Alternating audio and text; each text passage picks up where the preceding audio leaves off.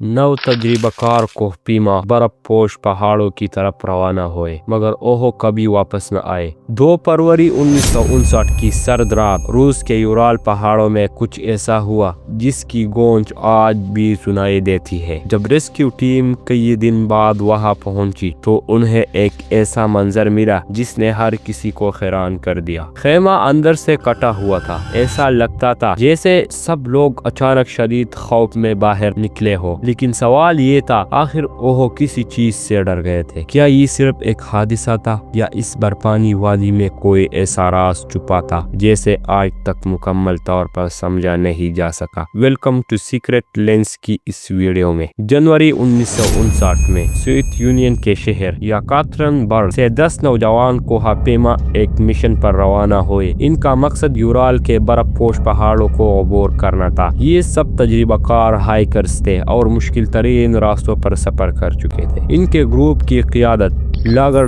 ڈائٹلوف کر رہے تھے، جن کے نام پر بعد میں اس مقام کو ڈائٹلوف پاس کہا گیا۔ راستے میں ایک رکن کی طبیعت خراب ہوئی، اس لیے وہ واپس لوٹ آیا۔ یہ فیصلہ بعد میں اس کی جان بچنے کی وجہ بنا۔ اب صرف 9 افراد باقی رہ گئے تھے۔ انہوں نے اپنی ڈائری میں سفر کی تصاویر اور نوٹس لکھے۔ ہر چیز معمول کے مطابق تھی۔ وہ ہنستے، گاتے اور برفانی راستوں پر آگے بڑھتے رہے۔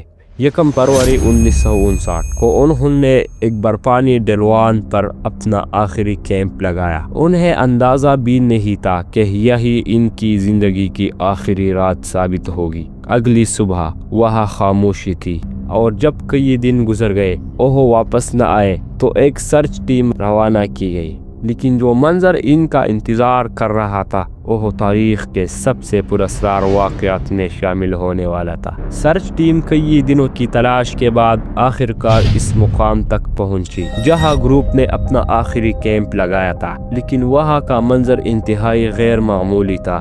برف نے ایک خیمہ کھڑا تھا، اس کا ایک حصہ اندر سے کٹا ہوا تھا۔ ایسا لگ رہا تھا جیسے خیمے میں موجود لوگ دروازے استعمال کرنے کے بجائے جلدی میں کپڑا کاٹ کر باہر نکلے ہو۔ اس سے بھی زیادہ حیران کن بات یہ تھی کہ خیمے کے اندر ان کی جوتے، گرم کپڑے، خوراک، کیمرے اور ذاتی سامان موجود تھا۔ باہر صرف برف پر قدموں کی نشانات تھے جو قریب کے جنگل کی طرف جا رہے تھے۔ سرچ ٹیم ان نشانات کا پیچھا کرتے ہوئے جنگل تک پہنچی۔ وہاں ایک بڑے درخت کے نیچے 2 افراد کی لاشیں ملے۔ ان کے پاس آگ جلانے کے آثار تھے، مگر وہ شدید سردی کا شکار ہو چکے تھے۔ کچھ فاصلے پر مزید 3 لاشیں ملے، جن میں گروپ کا لیڈر لاگر ڈائٹلوف بھی شامل تھے۔ ایسا لگتا تھا جیسے وہ واپس خیمے کی طرف آنے کی کوشش کر رہے تھے، مگر منزل تک نہ پہنچ سکے۔ باقی 4 افراد فوراً نہیں ملے۔ برف پگھلنے کی کئی ہفتوں بعد ان کی لاشیں ایک گہری برفانی کھائی میں دریافت ہوئے۔ تحقیقات سے معلوم ہوا کہ ان میں سے بعض کو شدید اندرونی چوٹیں آئے تھے، لیکن ان کے جسموں پر ایسی بیرونی چوٹیں نہیں تھے جو عام طور پر ایسے زخموں کے ساتھ دیکھی جاتی ہے۔ یہ سے اس واقعے نے پوری دنیا کی توجہ حاصل کی۔ آخر ایسا کیا ہوا تھا کہ تجربہ کار کوہ پیما رات کے اندھیرے میں شدید برف باری کے دوران اپنا محفوظ خیمہ چھوڑ کر باہر نکل آئے؟ وہ کسی قدرتی آفت سے بچ رہے تھے یا پھر ان کے ساتھ کچھ اور ہوا تھا؟ اس واقعے کے بعد پوری سوویت یونین میں بے شمار سوالات نے لگے، مگر جواب بہت کم تھے۔ تحقیقات شروع ہوئے، لیکن کئی سال تک اس کی مکمل معلومات عوام کے سامنے نہیں آئے۔ اسی وجہ سے اس واقعے نے دنیا کے سب سے مشہور رازوں میں جگہ بنائی۔ سب سے زیادہ قبول کیا جانے والا نظریہ یہ ہے کہ رات کے وقت برف کا ایک خطرناک تودہ یا برف کی تہہ سرکنے کا خدشہ پیدا ہوا۔ ممکن ہے کہ کوہ پیماؤں نے